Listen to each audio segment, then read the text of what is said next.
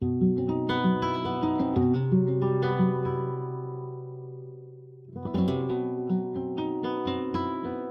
de frontera. ¿Cómo conquistamos el oeste?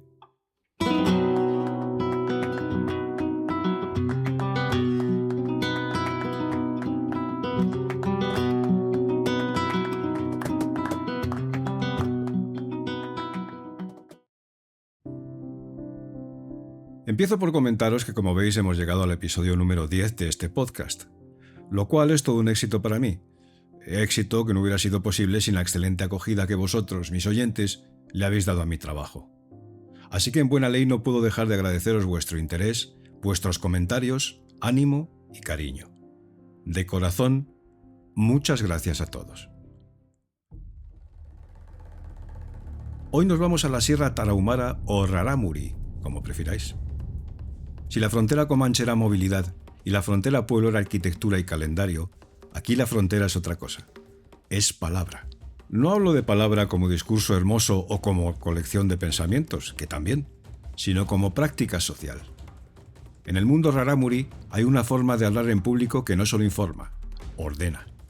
Y con eso sostiene comunidad. Antes de avanzar más, una precisión necesaria. En la sierra hubo misiones, contacto prolongado, relecturas cristianas y adaptaciones locales durante siglos.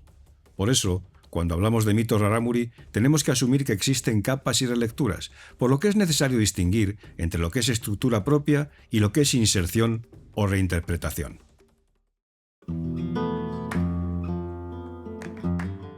Soy Mariano Gómez. Bienvenido a Tierra de Frontera, ¿Cómo conquistamos el oeste? Un podcast donde vamos a explorar uno de los capítulos más fascinantes, complejos y olvidados de la historia española. No es la conquista que te enseñaron en la escuela, es mucho más que eso. Acompáñame en un viaje épico a través de una parte importante de nuestra historia, injustamente olvidada, en busca de las huellas de nuestro país en Norteamérica. Un viaje dedicado a quienes sienten curiosidad y respeto por la epopeya española en aquellas tierras legendarias.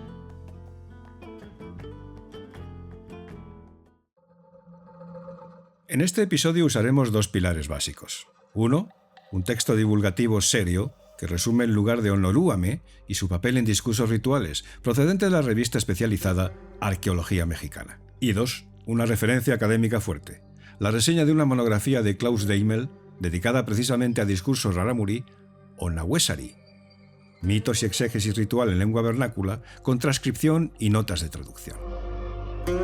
En el artículo de la citada revista se afirma que el sistema religioso local reconoce a Onorúame como gran benefactor de los rarámuri.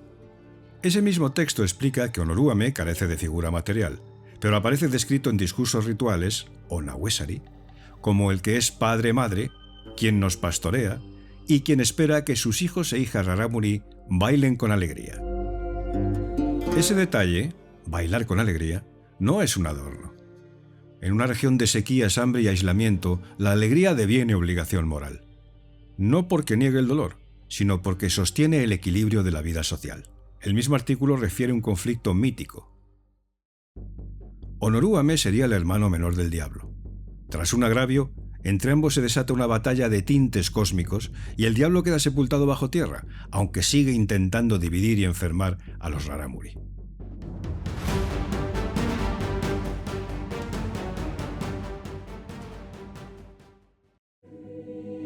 Y el texto también añade un punto históricamente importante. Cuando los jesuitas entendieron ese núcleo narrativo, intentaron insertar en el mismo rituales de Semana Santa como reactualización en clave cristiana. Y se cita que crónicas de misioneros de los siglos XVI y XVIII describen la Semana Santa como una fiesta espectacular entre los tarahumaras, con diferencias según el grado de evangelización. Así que en pocas líneas encontramos un mapa completo de frontera cultural.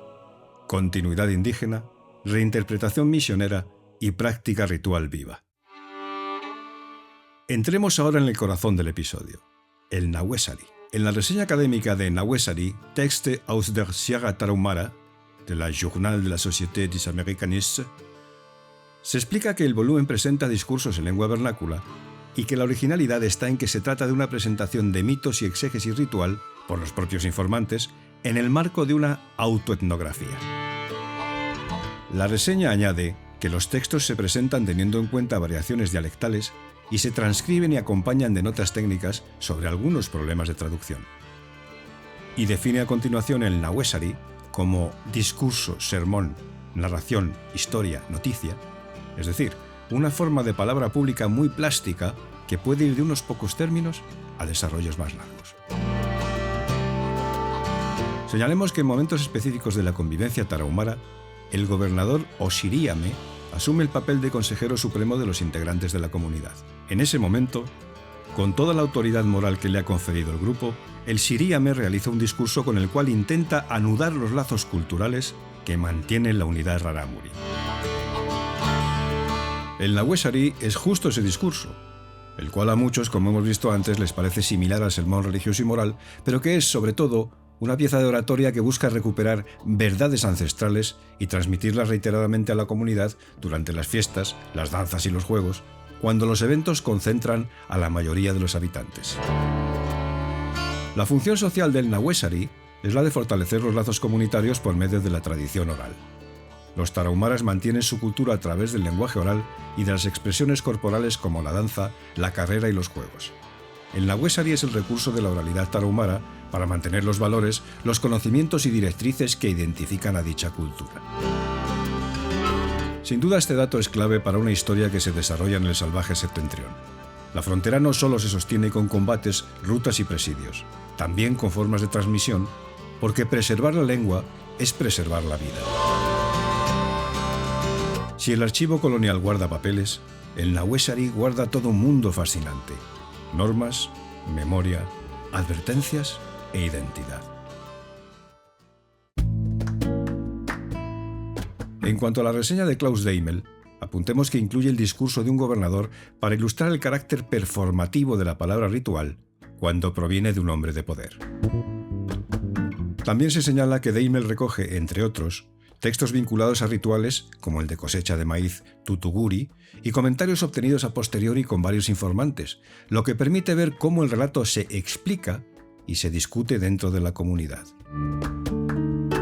Dicho de forma simple, el mito no es solo lo que se cuenta, es también lo que se comenta, lo que se corrige o lo que se recuerda distinto según quien lo diga.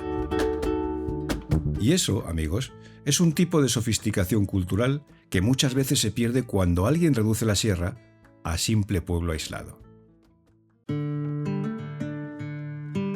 Hagamos un apunte breve desde la antropología contemporánea para desarrollar más este asunto. Otro tema vital entre los rarámuri ocupa un artículo académico en Nueva Antropología, en el año 2017, revista de antropología contemporánea. Este texto versa sobre el concepto de persona entre los rarámuri y describe el natari como pensamiento, para subrayar que la persona es quien piensa y quien debe ser aconsejada. Es decir, sin pensamiento no hay consejo posible. Así, en la cultura tarahumara, el término natari o natá se refiere en efecto al acto de pensar, reflexionar o razonar. Para esta tribu, el pensamiento no es solo un proceso intelectual, sino una parte fundamental de su identidad y cosmovisión que se relaciona con el alma y la conciencia, para empezar.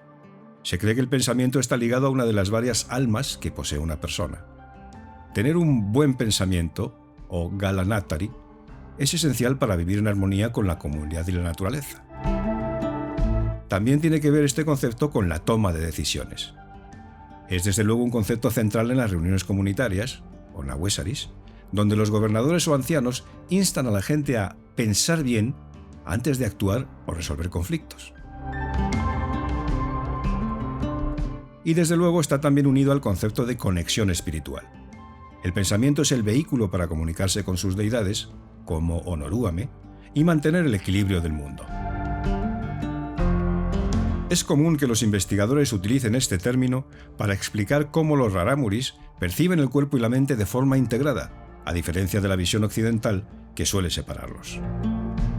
Siguiendo con el artículo citado, digamos que menciona el Nahue-Sari como un discurso público que los gobernadores ofrecen, por ejemplo un domingo frente a los reunidos, vinculándolo a esa vida social donde la palabra organiza. De manera que el mito rarámuri no flota como una nube. Circula en palabras públicas, en consejos, en rituales, en una ética del vivir juntos. Pero es posible que os preguntéis qué relación tiene todo esto con el asunto que nos ocupa. Volvamos al siglo XVIII y a la Nueva España. En un norte donde la autoridad española intentaba ordenar por jurisdicciones, misiones y presidios, la sierra mantenía otros órdenes.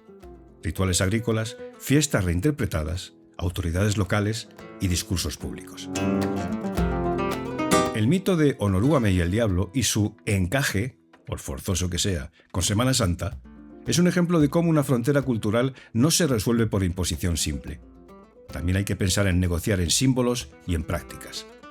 Y en ese contexto, el Nahuesari es casi una tecnología, una forma de mantener cohesión, transmitir norma y reactivar memoria. En el desierto, un pozo sostiene un camino. En la sierra, una palabra bien dicha sostiene toda una comunidad.